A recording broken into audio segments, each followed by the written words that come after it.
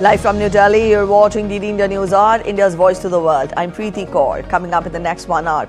In Davos, West Indian state of Maharashtra signed 16 MOUs at the World Economic Forum meet, secures $173 billion of investment on day one.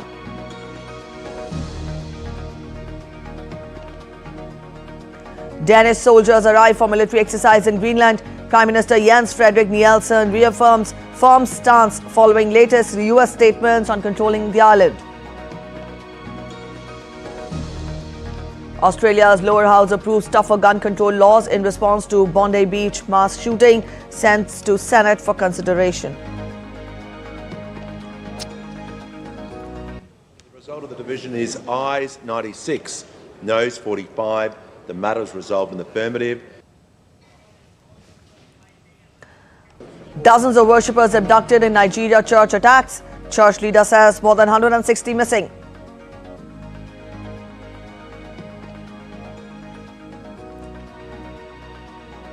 Khelo India Winter Games to begin in Leh today. More than 1,000 athletes to take part. Ice skating and ice hockey, new attractions this year.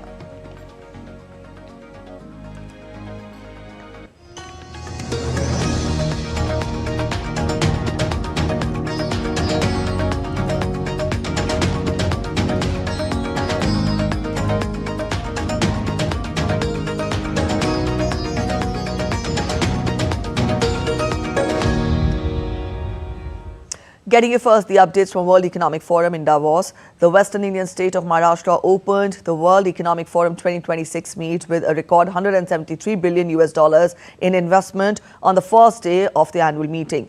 State government of Maharashtra on Monday signed 19 MOUs involving investment committees commitments worth $173 billion and over 15 lakh jobs on the first day of the annual meeting in Davos. These MOUs are across sectors and underscore strong global confidence in Maharashtra's consumer markets, infrastructure readiness and long-term growth fundamentals. Maharashtra commenced its participation at the World Economic Forum's annual meeting by inaugurating the State Pavilion, marking the beginning of a focused week of high-level engagements aimed at advancing Maharashtra's ambition of becoming a $5 trillion economy guided by the vision of Viksit Maharashtra 2047. The Maharashtra Pavilion has been positioned as a platform for structured dialogue and investment realization, reflecting the state's approach to Davos as a forum for enabling sustained capital deployment across the industry, consumer markets, hospitality and infrastructure, including core and digital.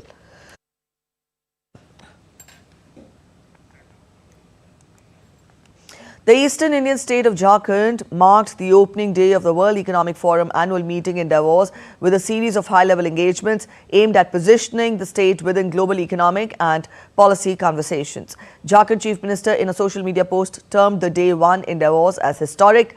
He said that the discussions took place on investments in new-age green steel technology in Jharkhand with Tata Steel, investments in urban mobility and other sectors with the Sweden-India Business Council. Discussions were also held with the Women Political Leaders Forum on leadership and participation of women in politics.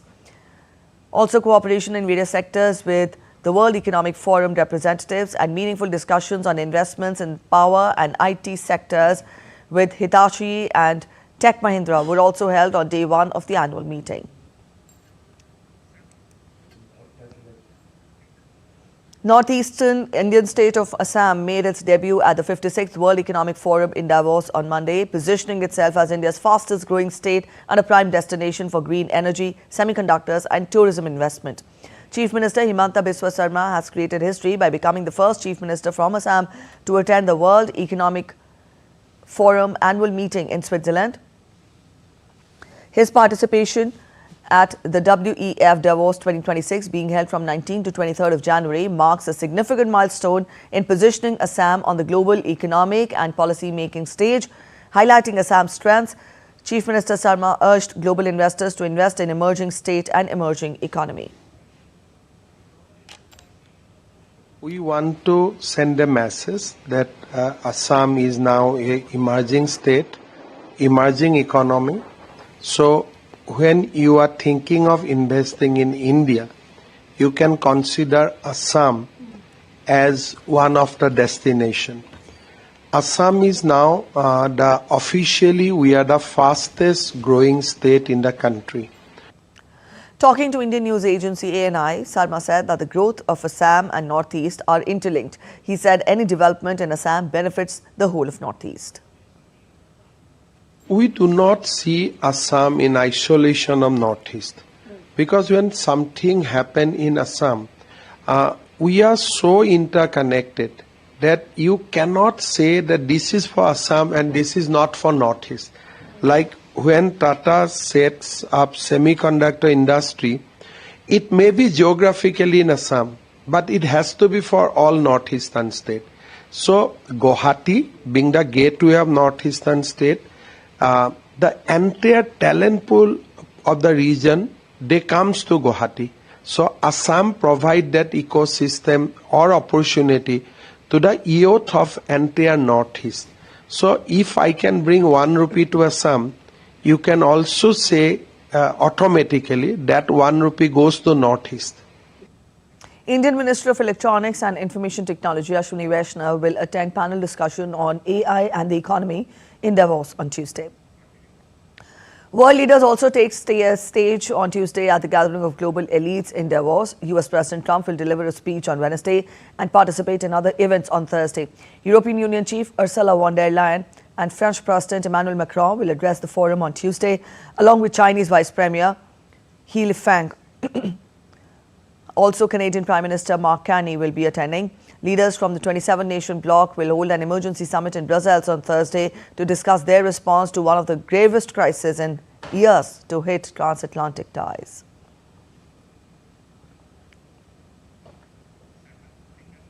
Union Minister of Civil Aviation Ram Mohan Naidu had a productive discussion in Zurich with the leadership of Zurich Airport Limited on India's fast-evolving aviation landscape.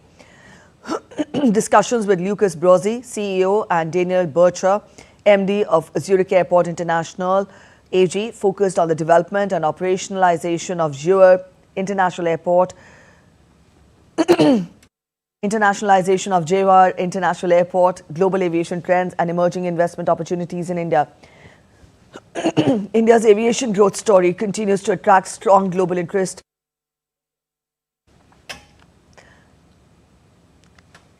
We look forward to deeper collaboration in airport infrastructure, operational excellence, and long-term partnerships that support our vision of world-class aviation facilities for the future.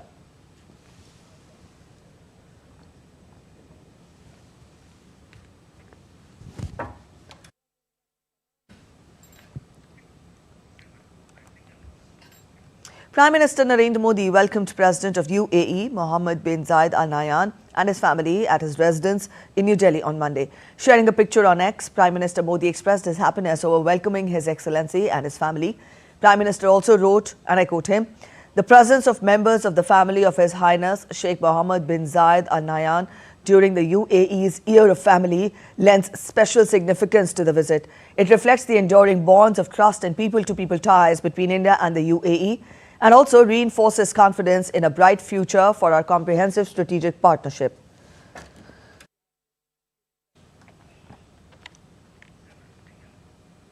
India and the UAE share a multifaceted relationship that has evolved significantly over the past few decades. Sheikh Mohammed bin Zayed Al Nahyan's visit to India gives impetus to bilateral relations between the two nations. Take a look.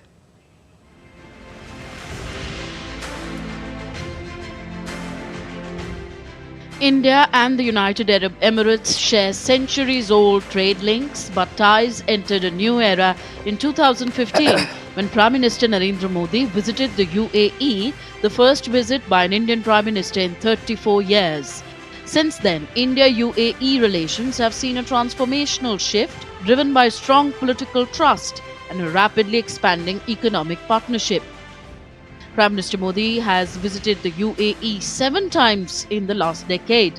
During his 2019 visit, he was conferred with the UAE's highest civilian honor, underlining the deepening strategic bond between the two countries.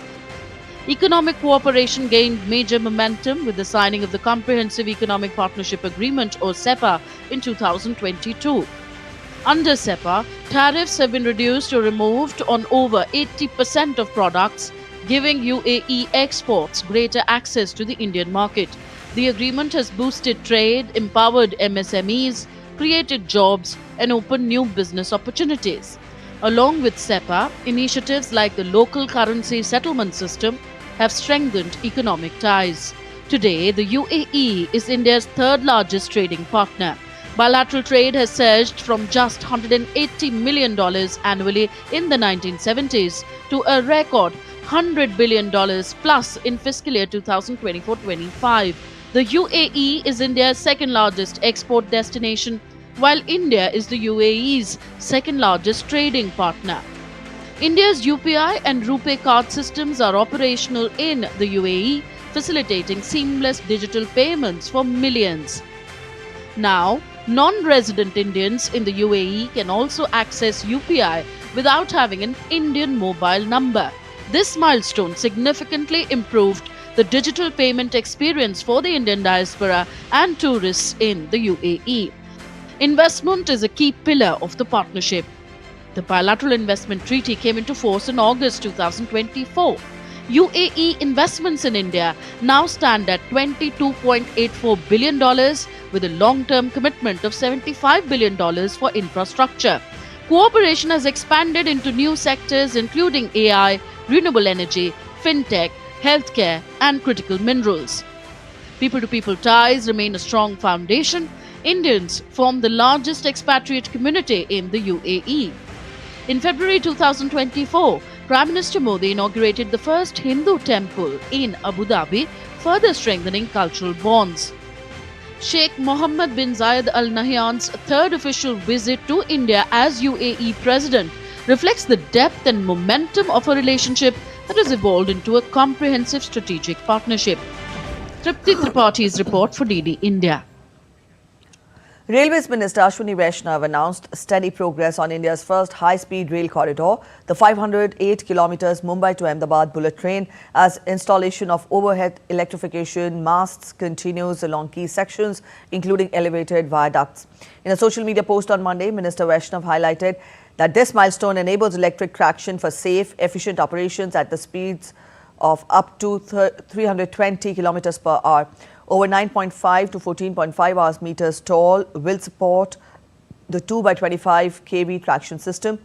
The development underscores consistent execution under the Make in India initiative, boosting local manufacturing, job creation and advanced rail infrastructure. The Government of India has invited approximately 10,000 special guests from diverse walks of life to witness the 77th Republic Day Parade on January 26, 2026 at Kartavya Path in the national capital. The invitees include meritorious citizens, exemplary workers and representatives from various sectors who have made significant contributions to the society. The special guests will have the unique opportunity to view the grand parade up and close and interact with respective union ministers, fostering greater public engagement with national leadership. This initiative aims to honor outstanding individuals and enhance inclusivity at the Republic Day celebrations, reflecting the theme of collective national pride and progress. Rehearsals for the 77th Republic Day Parade are underway at Kartavya Path in New Delhi. To ensure smooth conduct of the rehearsals, Delhi police said that traffic restrictions will be enforced at major intersections along the Kartavya Path.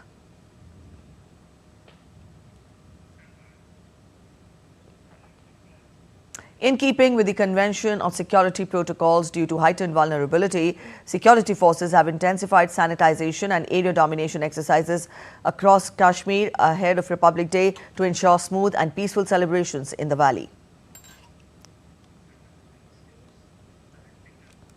A quick look at other stories making it to the headlines from across India. The 286 kilogram Swarna Dhanush, a golden bow meant for installation at the Ram Mandir in Ayodhya, arrived in Puri and was received with reverence by devotees. The sacred bow, which began its journey from Rourkela, was kept at the Uttara Parsava Mutt in Puri for public viewing before continuing its onward journey to Ayodhya later this month.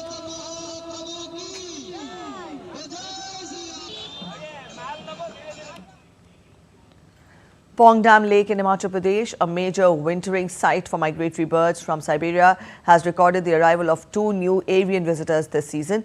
Birdwatchers and wildlife teams have spotted the unfamiliar species for the first time at the lake and are working to identify them. Meanwhile, the wetland continues to host large number of bar-headed geese which migrate annually from Siberia to the Pong Dam region. Forest officials have increased security in Munnar as wild elephant intrusions rise with the onset of summer. Elephants are entering residential areas and even highways in search of food and water. Rapid and preventive response teams have been strengthened with continuous monitoring underway to ensure public safety and reduce damage. Up next, we're heading for a short break. You're watching DD India Newshour, but after the break, after passage of tougher gun laws, Australian Parliament takes up debate on hate speech reforms. Iran wants protesters to surrender as leadership promises economic reforms amid crackdown fears.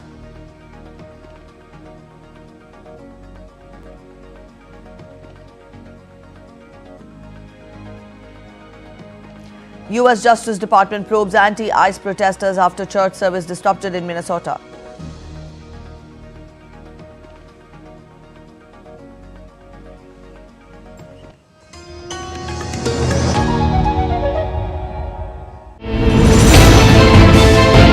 Geopolitics and trade deals. Economic challenges amid development.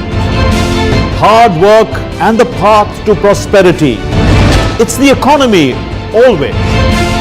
Between walkers, money is what money does and says. Supply creates its own demand. Between the bulls pulls and bears tears. When supply chains globalization and India rises to the podium. We'll get you centered with the economic brief at 8 p.m. every Thursday on DD India.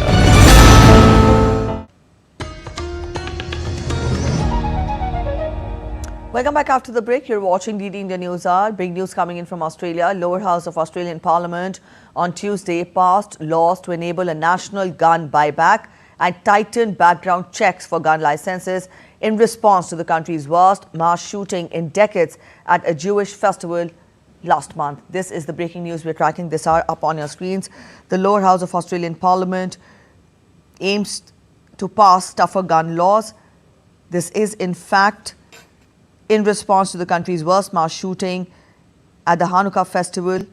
This was witnessed in decades last month. An attack so grave and severe that has been witnessed last month at the Hanukkah celebrations at Bondi Beach.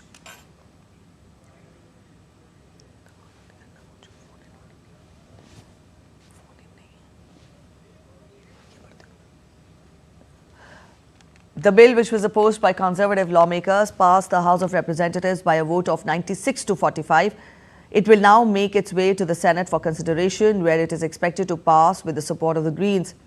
Other measures passed on Tuesday include stricter firearm import controls and provisions to improve information sharing between intelligence agencies on people trying to obtain gun licenses.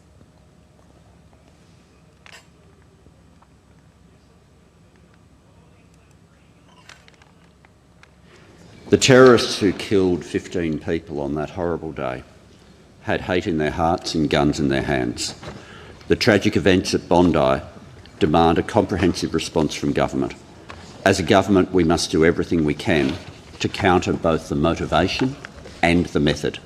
We must deal with the motivation of hatred and the method, the firearms that the attackers used to devastate so many lives. This bill delivers on the government's commitment to address the methods of that attack. The new measures would establish the largest gun buyback scheme since one implemented after a massacre in 1996 in Tasmania's Port Arthur, where a lone gunman killed 35 people. They would also introduce tougher background checks for firearm licenses issued by Australia's states by drawing on information held by the Australian Security Intelligence Organisation. The lower house of the Australian Parliament is also expected to pass reforms to hate speech on Tuesday aimed at tackling anti-Semitism. Updates on Iran protests now. Iran's police chief has warned protesters involved in what authorities call riots to surrender within 3 days or face strict legal action, while promising leniency for those misled into joining the unrest. At the same time, Iran's leadership pledged to urgently address economic grievances that triggered the demonstrations, even as they vowed harsh punishment for those accused of orchestrating the violence. The protests represent one of the most serious challenges to the government in years, with the true scale of the crackdown unclear amid a prolonged internet shutdown. The UN has raised concerns over possible executions, calling them a tool of intimidation. Limited internet access is expected to be gradually restored. The U.S. Justice Department has said that it is investigating protesters who disrupted a Sunday service at a Minnesota church because they believe a pastor there works for immigration and customs enforcement. Justice Department officials accused the protesters of desecrating a house of worship and said that they will investigate them for civil rights violations. Anti-ICE protests continue in the state against President Donald Trump's immigration crackdown, and the Pentagon reportedly placed 1,500 soldiers on standby for possible deployment. On Sunday, U.S. Attorney General Pam Bondi vowed to exercise the full force of federal law against the demonstrations who interrupted the service at City's Church in St. Paul. Later on, Assistant Attorney General Harmeet Dillon said on X that the Justice Department will pursue federal charges in this case. In a statement, Department of Homeland Security said that it had made more than 3,000 arrests in the Twin Cities since Operation Metro. DHS also said that it does not confirm or deny the identity of its agents, as publicizing their identities puts their lives and the lives of their families at serious risk. Thousands of ICE agents are in Minnesota as part of a surge by the Trump administration after his election pledge for the biggest deportation operation of undocumented migrants in history. You're watching DD India News. We're heading for a short break, but after the break, death toll rises to 26 in Karachi. Shopping mall fire, dozens still missing.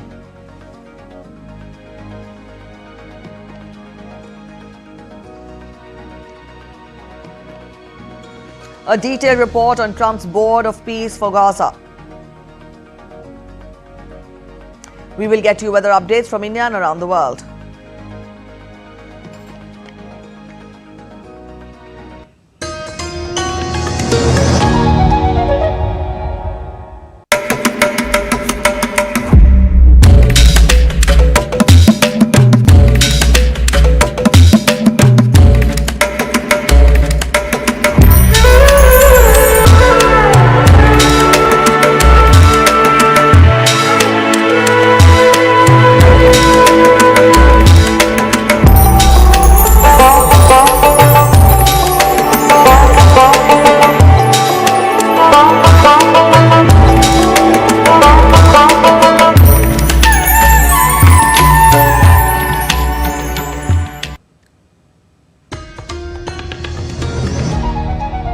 Welcome back. After the break, you're watching DD India News Hour. US President Donald Trump's government has asked countries to pay $1 billion for a permanent spot on its Board of Peace aimed at resolving conflicts.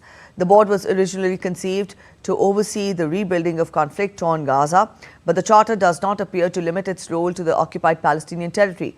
What exactly will it do, and who has been invited? Here's a report. Security Council formally adopted my peace plan and officially... The Board of Peace will be chaired by Trump according to its founding charter, as reported by the news agency AFP.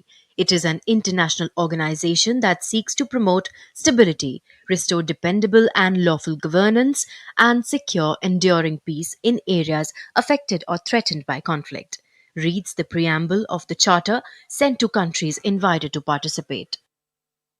Trump will be chairman, but also separately serve as inaugural representative of the United States of America. The chairman shall have exclusive authority to create, modify, or dissolve subsidiary entities as necessary or appropriate to fulfill the Board of Peace's mission, the document states. He will pick members of an executive board to be leaders of global stature to serve 2-year terms, subject to removal by the chairman.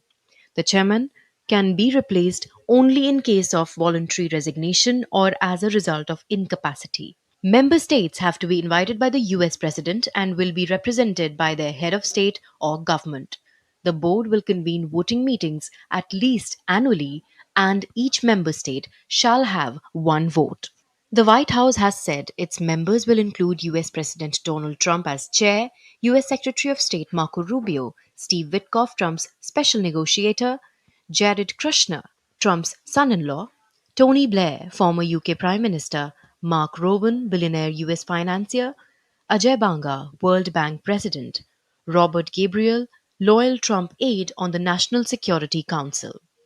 The list of countries and leaders who say they have been invited include, but are not limited to, Russia's President Vladimir Putin, Canada's Prime Minister Mark Carney, Egypt's President Abdel Fattah al-Sisi, Argentina's President Javier Milei, Jordan, Brazil, Paraguay, India, Pakistan, Germany, France, Italy, Hungary, Romania, Uzbekistan, Belarus, Greece, Morocco, Slovenia, Poland. Also, Israel and Hamas signed off on Trump's plan, which says a Palestinian technocratic administration will be overseen by an international board, which will supervise Gaza's governance for a transitional period. Bureau Report, TD India. US President Donald Trump said Syrian President Ahmad al-Shara held a key phone call on Monday, stressing Kurdish rights within a unified Syria days after a landmark deal integrated Kurdish forces under Damascus control. We get to a report by DD India's Antara Sinha.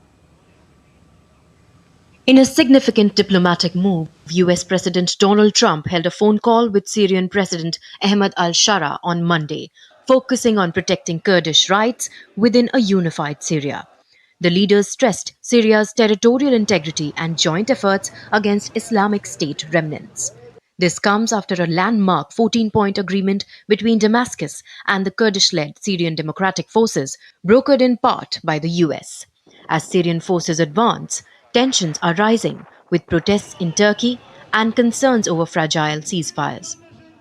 The Trump-Shara call underscores strengthening US-Syria ties since Shara's forces ousted Bashar al-Assad in 2024.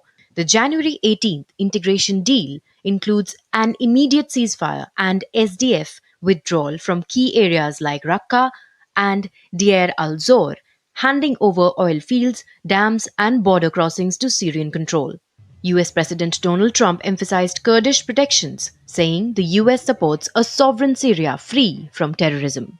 Syrian President Shara echoed this, affirming unity and counter-terrorism cooperation. But the pact has sparked backlash. Turkey, a Shara ally, calls it a historic turning point against Kurdistan Workers' Party threats, advancing their peace process. Yet, Turkey's Kurdish minority, about 20% of the population, is anxious. In Diyarbakir, despite heavy snow, 500 protesters clashed with police, leading to over 20 arrests. In Istanbul, a rally was dispersed, with 10 detained.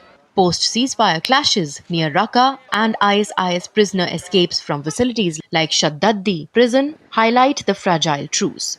Amid these developments, EU High Representative Kaja Kallas urged all military activities in Syria to cease immediately, calling for de-escalation to protect civilians and ensure long-term stability. While the integration aims to reunify Syria, questions linger over Kurdish autonomy and regional dynamics. Antara Sinha for DD India. The most consequential test of the US Federal Reserve's independence in more than a century of existence comes before the Supreme Court this week, with the world watching whether the court will shield the central bank from political influence as Congress intended, or allow President Donald Trump to fire members of the Fed as he sees fit. Dismissed Fed Governor Lisa Cook and Fed Chairman Jerome Powell contend that Trump's anger over lingering high interest rates is the real motivation behind Cook's attempt at firing, and more recently threatened criminal charges against Powell. Cook sued the administration, and a lower court ruled she could keep her job pending a hearing. Trump then appealed, setting up for January 21st showdown at the Supreme Court. Britain is considering a range of measures to better protect children online, including an Australian-style ban on social media for those below a certain age and tougher guidance for use of mobile phones in schools. The proposals come as governments and regulators worldwide contend with the risks of exposing children to social media, as well as the impact of screen time on their development and mental health. The government, in a statement, said it would examine evidence from around the world on a wide range of suggested proposals, including looking at whether a social media ban for children would be effective and, if one was introduced, how best to make it work. The government did not mention a particular age limit, but said that it was exploring a ban for children under a certain age. According to the statement, ministers will visit Australia, which last month became the first country to ban social media for children under 16, to learn from their approach. Guatemalans called for an iron fist to stamp out gang violence after the murder of 9 police officers and riots in several prisons, which led to the declaration of a state of emergency. On Sunday, suspected members of the notorious Barrio 18 gang carried out a wave of attacks on the police after security forces put down a prison mutiny. 8 officers were killed on Sunday and a 9th died of his injuries on Monday.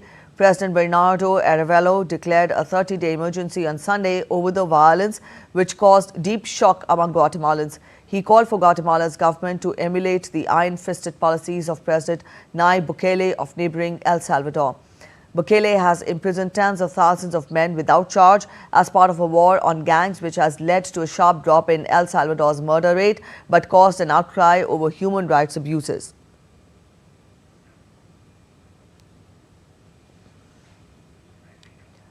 Devastating wildfires in Chile have claimed at least 19 lives as the government carried out mass evacuations and fought nearly 2 dozen blazes, exacerbated by intense heat and high winds.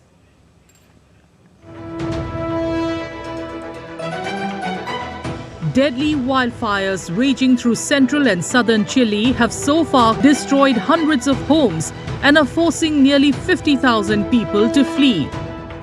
The fires have burned more than 8,500 hectares across regions south of the capital Santiago as Chile faces an intense heat wave with temperatures crossing 38 degrees Celsius.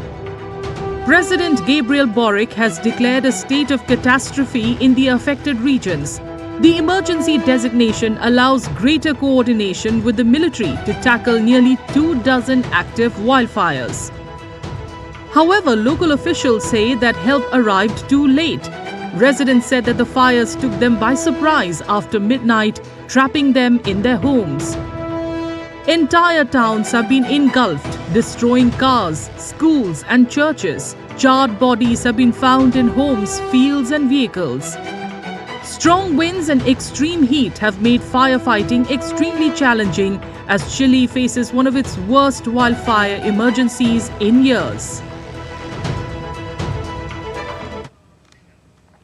Armed gangs known as bandits stormed multiple churches in Kermin Valley village, Kajuru district of Kaduna state, northern Nigeria, on Sunday during services, abducting worshippers in a brazen mass kidnapping.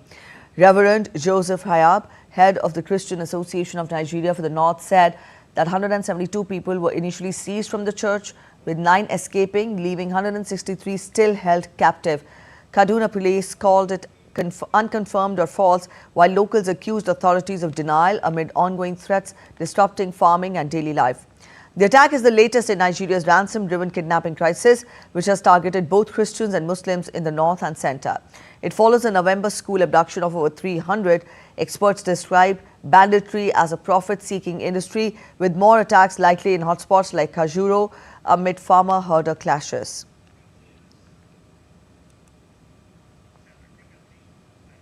In Pakistan, at least 26 people have been confirmed dead and over 80 others are reported missing after a massive fire tore through a shopping mall in Karachi, leaving the multi-storied commercial building structurally unstable and unsafe for general access.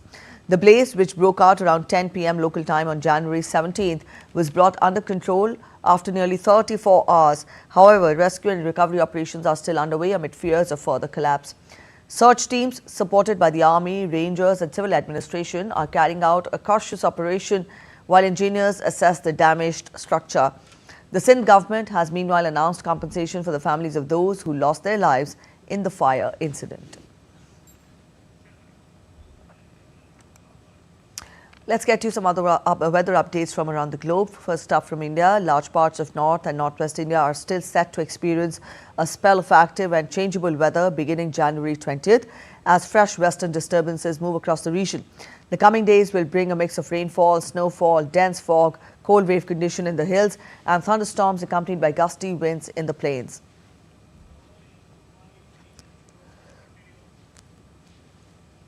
The western disturbances expected to intensify precipitation over Jammu and Kashmir, Ladakh, Himachal Pradesh and Uttarakhand before spreading rainfall into Punjab, Haryana, Uttar Pradesh, Rajasthan and Delhi.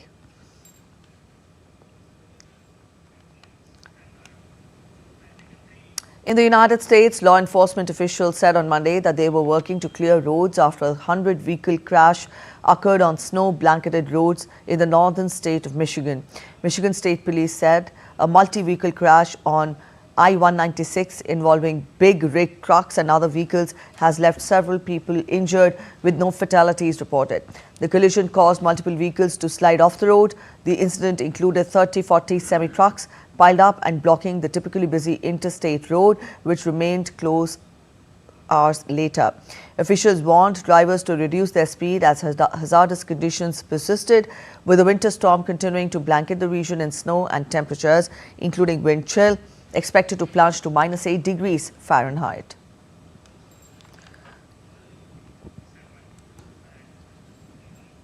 In Mozambique, severe floods from heavy rains have forced thousands to flee homes and left some stranded on roofs as surging waters swamped the settlements.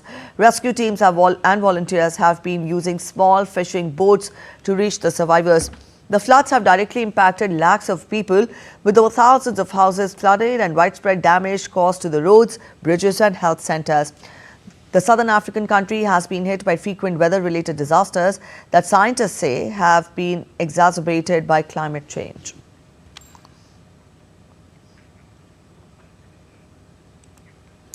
Let's get to business updates now. India's Information Technology Minister Ashwini Vaishnav, in a social media post on X, highlighted the rapid strides made by India in the domain of electronics with regard to exports.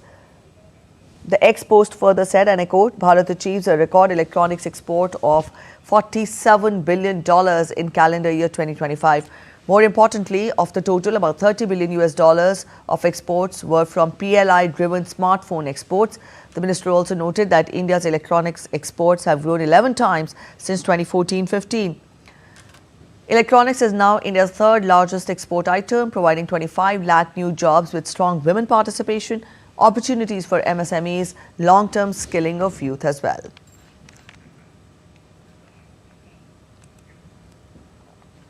The International Monetary Fund raised its forecast for India's economic growth in the fiscal year 2026 by 0.7 percentage points to 7.3%, citing strong momentum.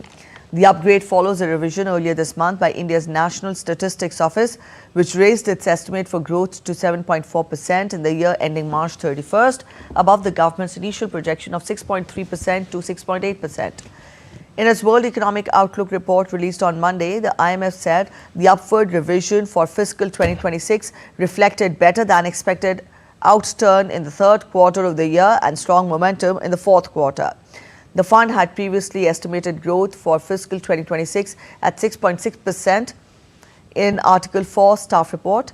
The IMF further said that global growth is expected to remain steady, with momentum in high-tech sectors set to slow but still partly offsetting the weakness in other sectors.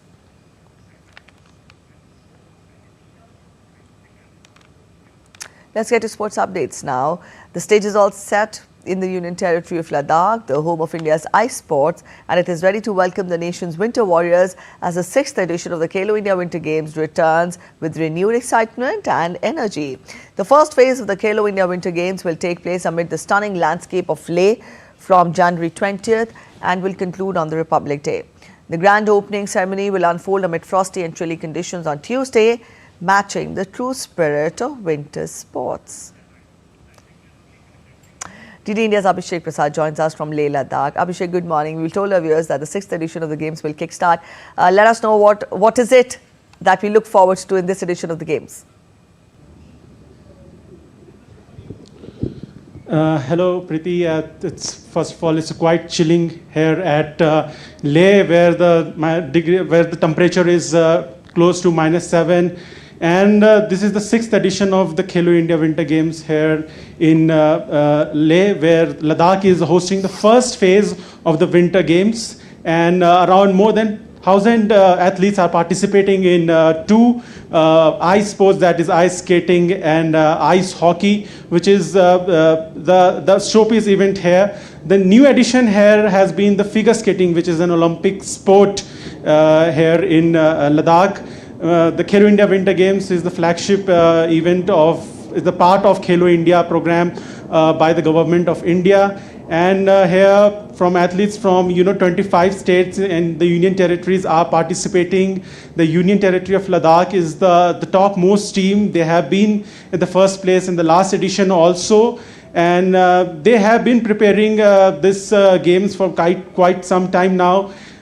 So this Winter Games is another event in the calendar of Khelo India, and the preparation of something big.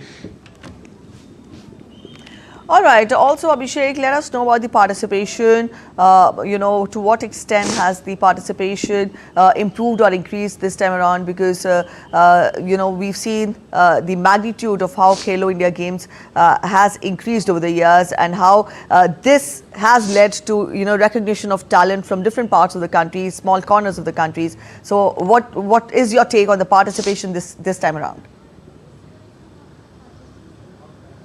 Yes, definitely the participation this year has been top-notch. Around 472 men and women are participating, and if you take count of the staff, there is 1,000 participants, which is obviously is the largest number till now. This is the third year consecutively that Ladakh is hosting one part of the Khelo India Winter Games. Earlier, Khelo India Winter Games only used to happen in Jammu and Kashmir, but slowly with the development, the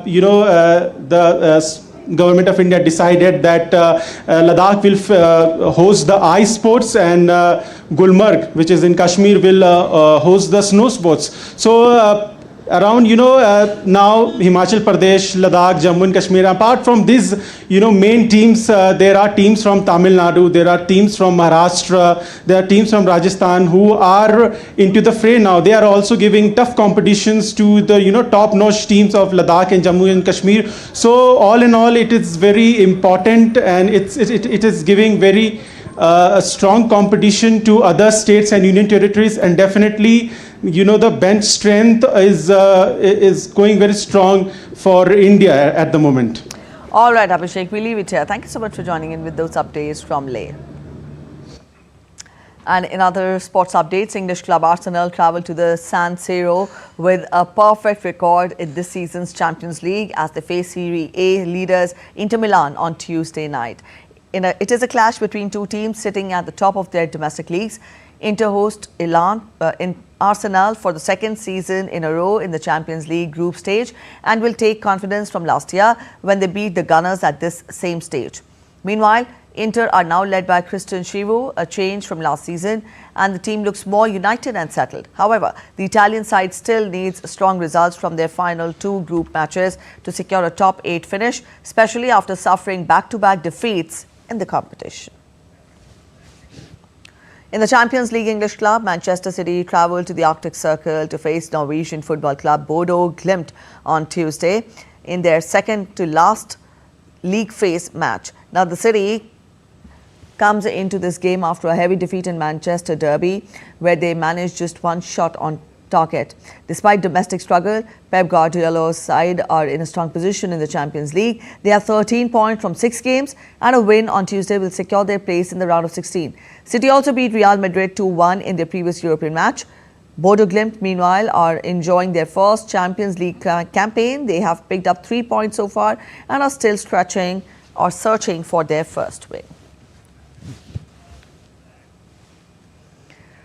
That's it in this edition of DD India News Hour, but let us know your thoughts on the news of the day. For those of you on the go, you can get all the latest news and updates from India and across the world on the DD India mobile app. Now, this app is available on both Android and iOS platforms, and you can download the respective QR codes. We'll be back with more news as it breaks here on DD India. I'm Preeti Kaur signing off, and from all of us here in Delhi, thanks for watching DD India Newshour.